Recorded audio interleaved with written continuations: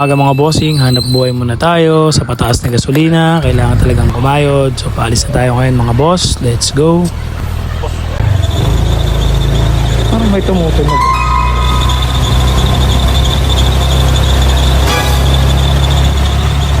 Dito nga napahinto ako kasi parang may tumutunog sa preno ko sa harapan. Sa mga oras na to, iniisip ko sana dumi lang yan para hindi na naman tayo gumastos.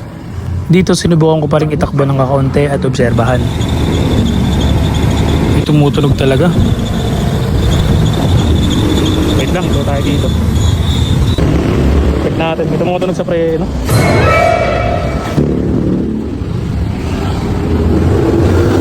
Wow, madumi lang ito. Buti lagi tayo may dalang panglinis ng preno.